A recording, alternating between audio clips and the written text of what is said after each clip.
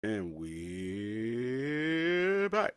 Welcome to another episode of Successful Marketing, Sales, and Relationships for adult small business owners and entrepreneurs, where we work primarily with self employed people who work primarily by themselves so that they can eventually go from being a business operator to a business owner.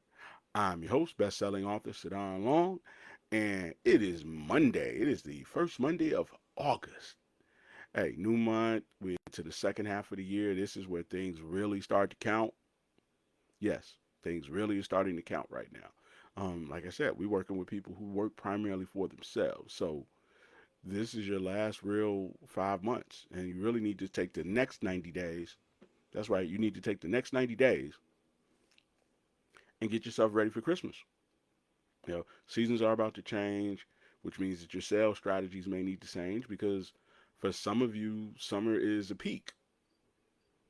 And if summer is a peak for you, then your summer sales season is winding down. So what's your strategy for the fall and winter? Now, other people, fall and winter means that your customers have to pay tuition, for high school, college. So if that's you, what's your plan? You know, for some of you, this is a good time because you sell stuff that primarily goes in line with people buying gifts. So how are you going to be ready when Black Friday gets here? How are you going to be ready when Sweetest Day gets here? How are you going to be ready when cuffing season gets here?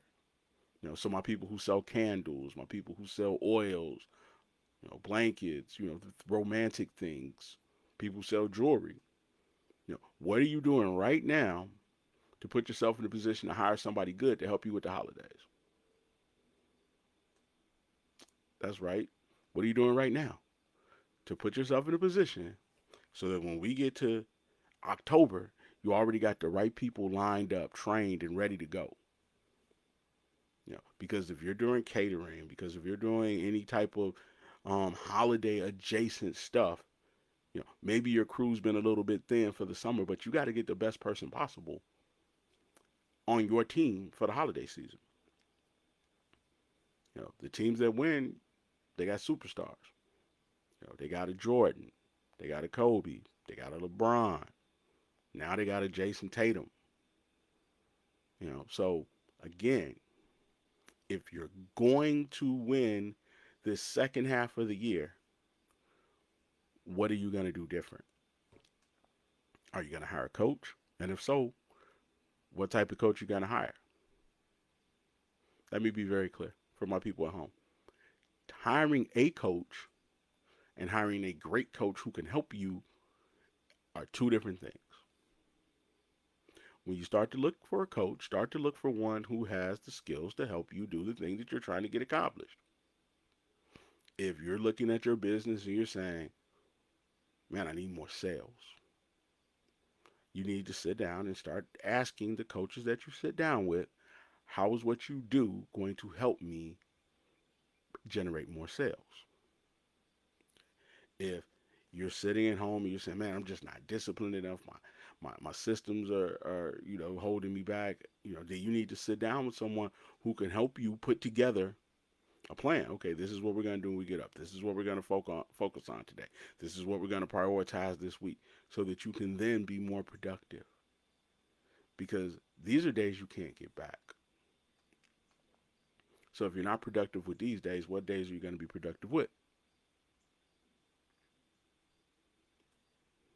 So again, we are in that last turn, and if you live in the Midwest and you're watching this, because some of my audience does live in the Midwest, hey man, gas and light are about to go up again. There may be a $200, $300 difference between what you've been paying all summer and what you're about to start paying again in October, September, late September, early November. How are you prepared for that? How are you prepared for that as a business?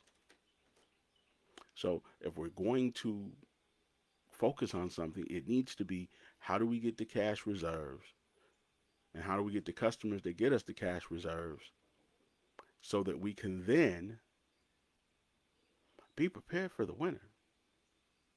Scripturally it says, consider the ant who has no ruler nor king, yet gathers in the summer for the winter.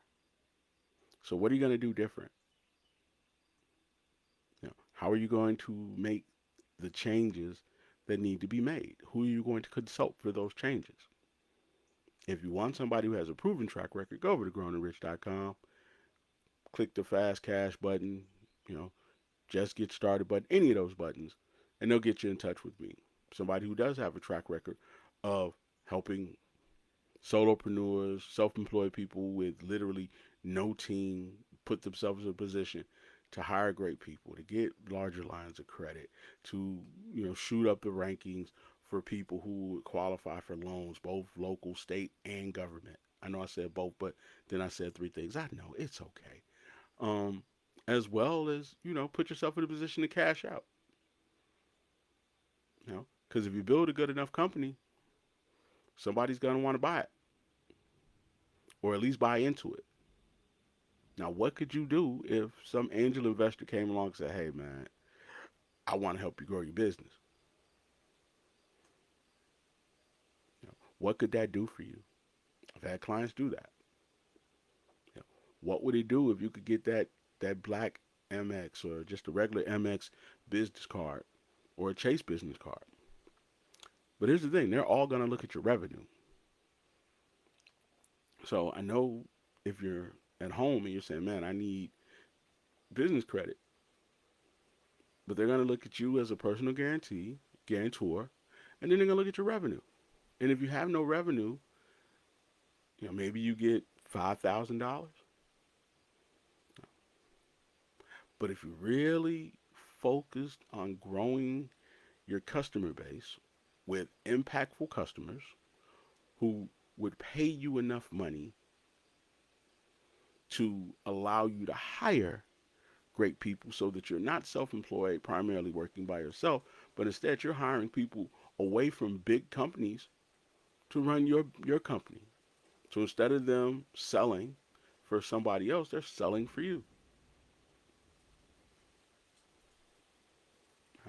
But before I digress, I said we were going to keep these shorter so they could be more impactful so that you can get more out of them. And now that I've got off my soapbox, let's talk about what happens before the call to action.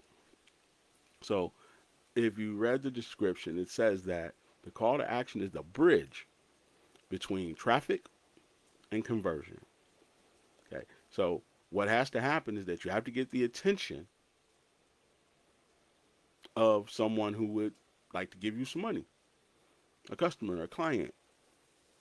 So you have to get their attention. And once you get their attention, you have to get them to believe what it is that you're saying can help them. So if they believe what you're saying can help them, then when you say, "Hey, to get my help, call to action, click the link below. Hey, to set up an appointment with me, call this number. To get started today, do this thing." But they have to believe what happens before that. And before they can believe it, they have to see it, read it, look at it, watch it, listen to it.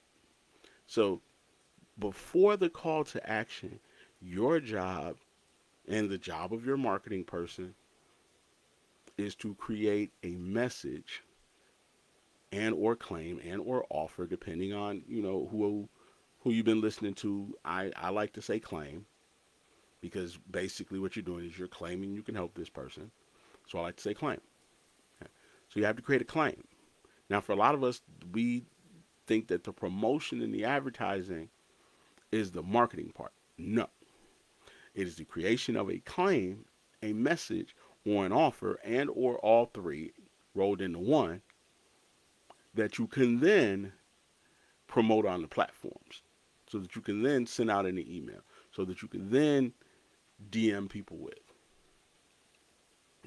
For example, you know, the claim might be, you know, where the claim might be, "Hey, I'll use a client that I'm working with right now. The claim for her She's the founder of the Alchemy Administration. So her claim is a better, faster, easier way to get grant money. We do up to 99% of the work, so you get 100% of the benefit. Yeah. So her claim is that she's a better, faster, easier way for you to get grant money. So now you have to believe that in order for you then to say, I'm going to call her. So that is where the before the call to action is. You have to make a claim. Um, with me, hey, Turn Free Social Media and the Cold Hard Cash is one claim that you'll hear me make a lot. You hear me say, get a better business in weeks.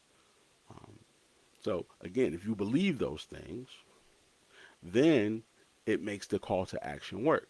If you don't believe those things, then there's no reason for the people to click the button. There's no reason for people to um, to interact with you beyond the couple of seconds that they gave you when your video came on. You know, so for example, I like to do this. People say, "Hey, I'm a life coach." Okay, well, as a life coach, what are you claiming you can do? I'm the who does the what. I am the life coach who helps you gain clarity and increase your productivity. So person who I am the title, the entrepreneur, the business coach, the life coach, the home decorator, whatever you are, who does the following. And then at the end of that, you could put for who. Again, I'm the business coach that helps business owners get larger lines of credit, qualify for grants, you know, explode their sales so that they can then hire quality help, and then I actually help them hire the right people to run their company so that they don't have to. So I am the who does the what. So if you get the I am the who does the what right, then if nothing else, people who are looking for the who that does the what will click the button.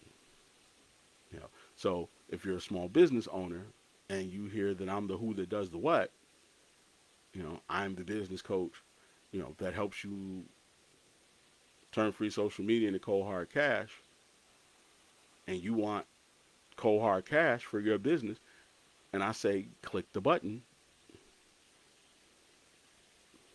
Now, for a lot of people, they don't get that right. They just say, hey, I'm a business coach. They just say, hey, I'm a caterer. They just say, hey, I'm a home decorator. They just say, hey, I'm a landscaper. You know, but that for who part and what you do part, those are typically qualifiers, niches. And if you get those qualifications and niches right, now it makes it easier for a person to identify with, for a person to say, oh, he's talking about me. So as I'm talking to you, you need to also know that I'm talking about you. Because if you're watching this, you're probably trying to figure out a way to make this second half of the year better than the first. If it was good, you want great. If it was bad, you want good. You know, and in some cases, you really are in a position where you got to save your year, save your business, because times are ticking. And maybe you could get away with doing, $800, $1,200. Now you need really probably to do about 2,500. Why? Because the seasons are about to change. Because the holidays are coming up. Because tuition is due. Because back to school clothes need to be gotten. And if you charge them, you're going to have to eventually pay that stuff off. So if you get better at your call to action, now that puts you that much closer to a sale. If you get better at talking about the things that attract the people who are going to impact or at least contribute to your business, then it makes the call to action work better, which now makes it easier to convert. Okay. So again, let's talk about it, man. That's me and you. Just talk about it for a second. You know, you're promoting a message, you're promoting a claim. Okay. So when you look at your marketing today, when you sit down and you get off here, you say, okay, well, what am I telling people? What are they seeing when I tell them? Are they just seeing I'm a coach? Yeah. Are they just seeing I own a restaurant? What are they seeing when they see the post, when they see the video? Why are they watching? Why is it important to them? Because whatever it is that I'm telling them, they got to believe it. So what do I want them to believe? You know, if it's me, I want you to believe, what so many people have already found out, that I'm one of the best business coaches in the country.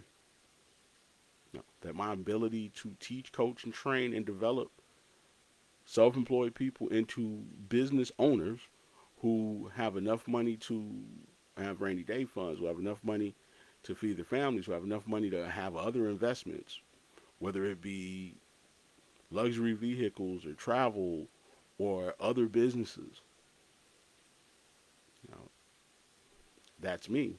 You know, so that's why I teach. That's why I coach. That's why I train. That's why I talk about it. That's why I'm giving you these free videos so that you can start doing some of the stuff that my clients are doing. And maybe you'll want to be a client. Or maybe you'll just say, hey, man, he's really good. And me saying, you saying that I'm really good gets me a client. You know? So it's twofold. It's let me help you do something. Two, and in return for me helping you do it, my hope and expectation is that somebody will notice the work that I've done for you, like they have so many others, and you'll be kind enough to point them in my direction. You'll be kind enough to say, hey, man, he's a freaking beast when it comes to this business stuff, and he helped me a lot. You'll be kind enough to say he's so amazing, and that'll lead to more sales. Because truly, at the end of the day, when you started your business, you didn't start it to make it another bill. You didn't start it to continue to have to take money out of your 401k. You didn't start it to have to be the employee and the owner. You started your business with the hope that this would not only pay you, but it would pay you well and pay you enough to eventually be able to either A, put your kids in position to be business owners and bosses and never have to call somebody boss, or that you could run it up and then cash out and sell it to somebody else and then keep a small percentage to keep putting money in your pocket. But the last thing you want to do was make it another bill. Last thing you want to do is put yourself in a position where you got to rob Peter to pay Paul just to keep the business open. So with that said, like I said, man, I wanted to keep them shorter. I want to make them simple. I want to make them usable. So we're going to go through this one more time, and then I'm going to get off. Okay, so here we are. One more time from top.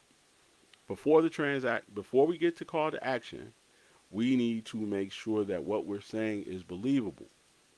Last week we talked about being believable in regard to telling the truth, being honest about the good and the bad, being consistent with what it is that you're doing. If it's supposed to come on at 8 o'clock, you come on at 8 o'clock.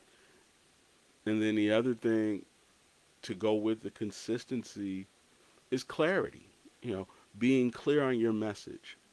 Today we talked about I am the who that does what. I am the coach who helps you do the following. I am the caterer who does the following. And another way, I'll give you a bonus one when it comes to attracting customers and people asking you what you do. What you say is that people call me when this happens. I'm the person they call when sales are down.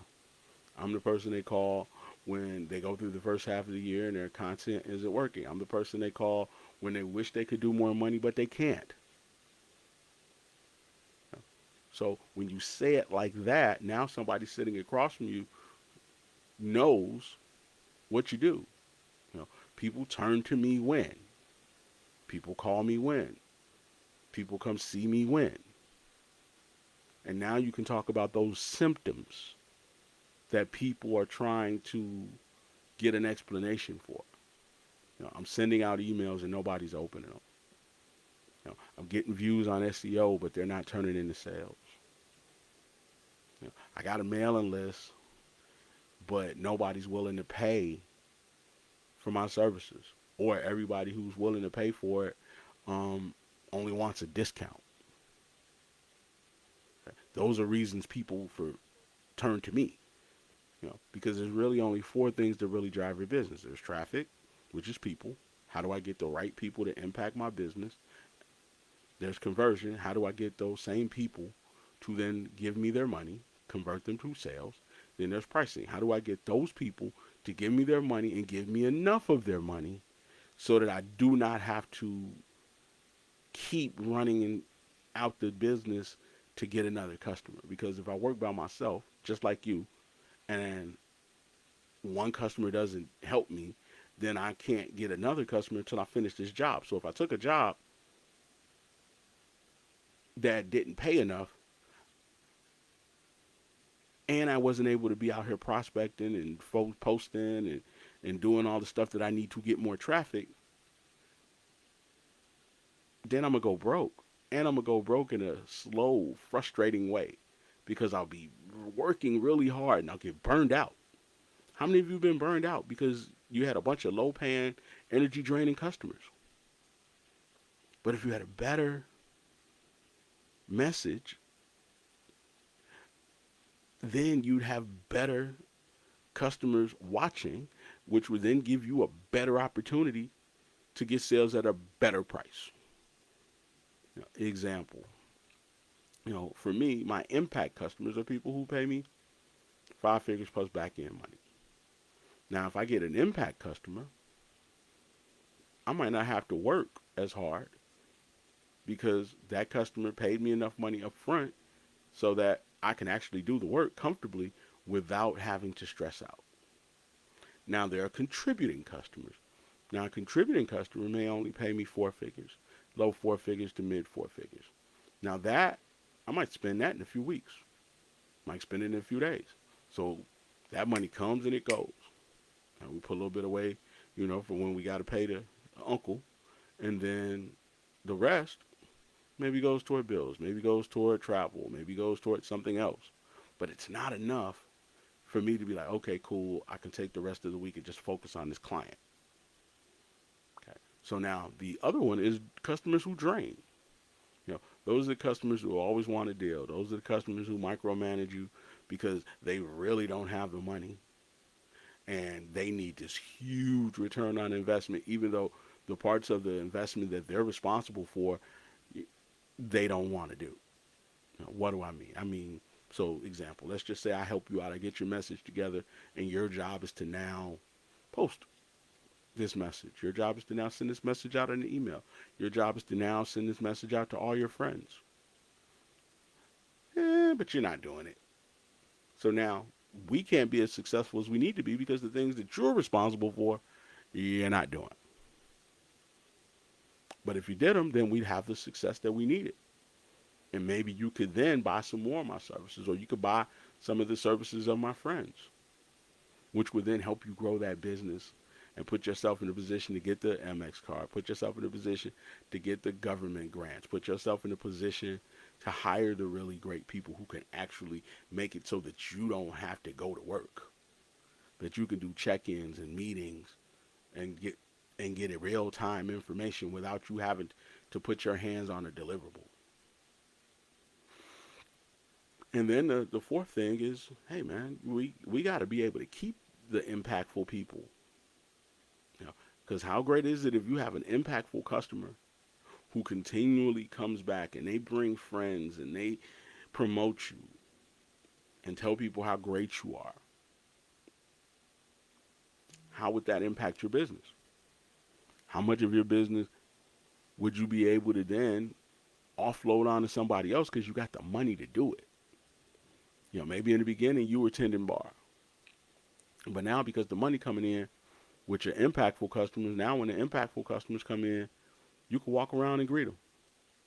You can sit down and have coffee with them sometimes and build that bond and build that trust so that they then will want to help you that much more. Or maybe your contributing customers who don't have the money that your impactful customers have, you can now make a few minutes to call them up and figure out how you could help them. If you're a bartender, hey man, a bar owner, call your impactful customers Let them know, hey man, this weekend we having a little private something. I want to invite you personally. Call your contributing customers and say, hey, this is really a VIP event, but for you, I'll save you a spot. You know, but if you're too busy pouring drinks because you can't get enough people through the door, and you always got to have drink specials, you'll never get to the point where now it feels like you really have a business. Which means that you'll also never get to the point where people stop calling it a little business, or people keep telling you that other folks is hiring, or people keep telling you, that maybe you should consider going back to a 9 to 5. Because the real thing is that if you have something that works, we can make it better. We can make it more profitable. We can make it something more sustainable over at growingrich.com. If you're willing to partner with us, if you're willing to do your part of the work, because the labor is going to be divided between my experience, my strategies, my plans, and your execution of what it is that we put together. But if you do it, you'll have success just like so many have before you. But again, I'm your business big bro, Sadon Long, aka the most dangerous man in marketing, aka Mr. Better Than Your 401k. Yeah, that's right, that's me. Telling you to have a wonderful day. And again, man, if you have watched this video and you know someone who is a small business owner who works really primarily by themselves, and when I say by themselves, I mean maybe the employees that they have are not the best. Maybe they're trying to, incorporate their kids into the business. Maybe they got a spouse working the business when realistically, they need people who are actually going to do the work. Not people they got to pick up, not people they got to bully. You know, have them go over to growingrich.com. Again, if they're complaining, have them go to growingrich.com. Because quite honestly, the majority of these people that we're hiring when we don't have enough money, we never hire if we had enough money. And anybody really good needs you to have sales so that you can pay them. Because if you have somebody really good, other people know they're really good too. So, yeah, that's the truth. I love you. It's been a pleasure and an honor. I'm out.